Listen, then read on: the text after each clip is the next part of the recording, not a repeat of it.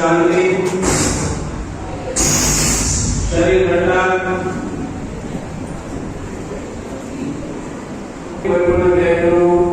कोई जात नो अवाज ना होवे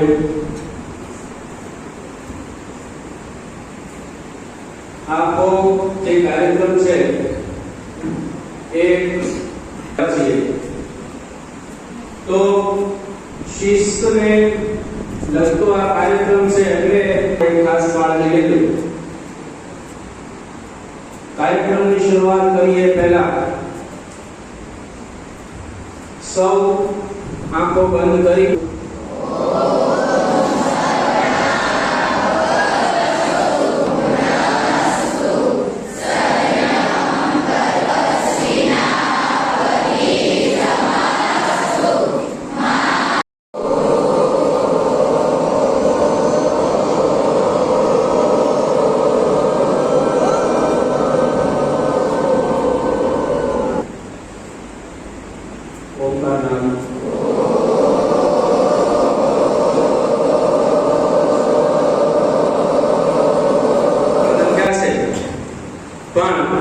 એનો અર્થ છે એ બહુ સમજવા જેવો છે અને આ માત્ર આપણી શાળામાં જ અત્યારે કાર્યક્રમ થઈ રહ્યો છે એવો નથી.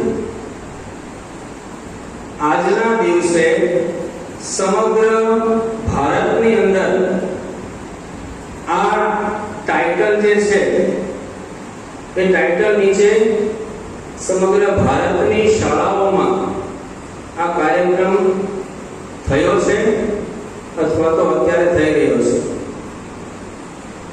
અને જો ગુજરાતની વાત કરું તો આપણા સમગ્ર ગુજરાત રાજ્યમાં 50,000 થી વધુ શાળાઓમાં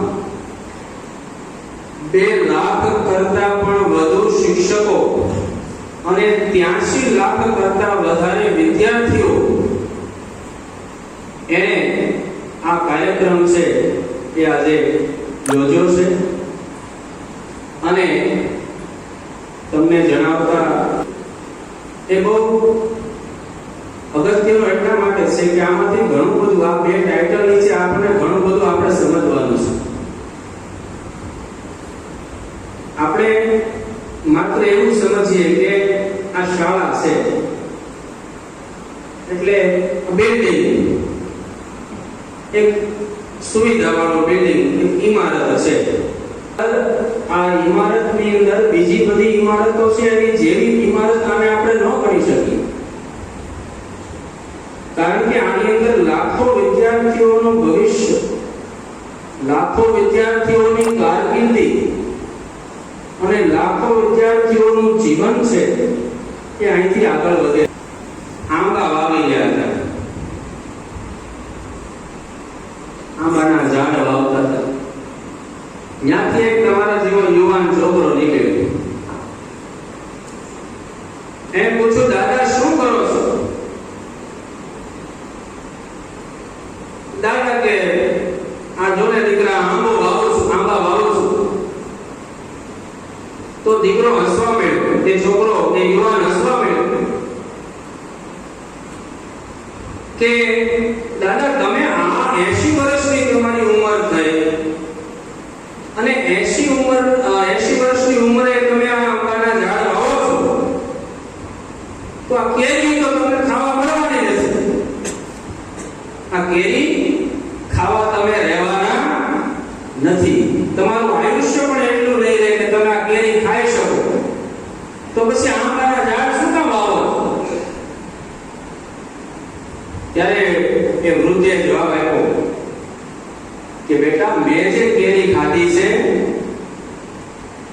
એ મારા પૂર્વજોએ, મારા વડીલોએ જે આંબા વાવ્યા એની કેરી ખાઈને હું મોટો થયો છું.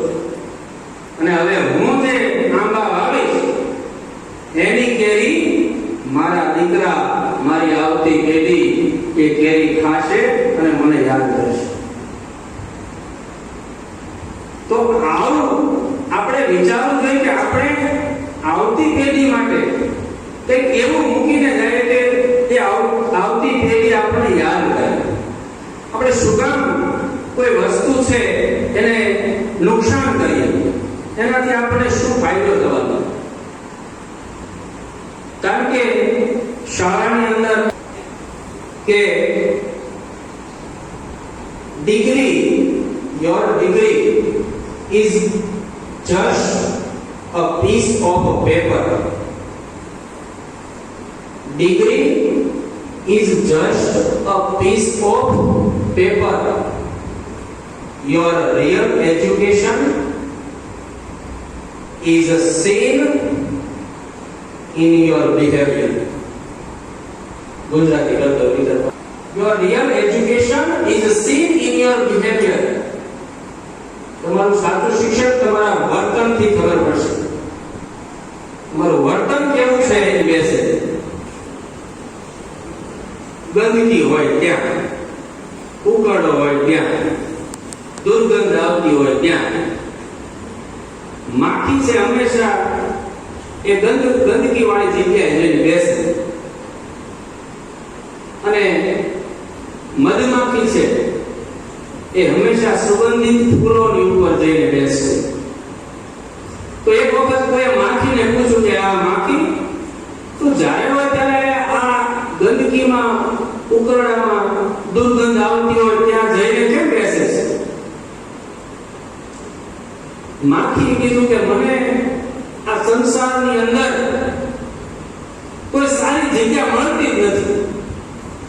મને કોઈ જગ્યા જડતી જ નથી કે જે સારી હોય.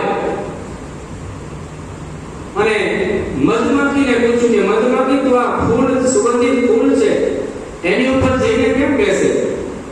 તો મધમાખીએ કીધું કે મને કોઈ આ સંસારની અંદર ગંદી જગ્યા, ગંદકી જોવા મળતી નથી. કહેવાનો મતલબ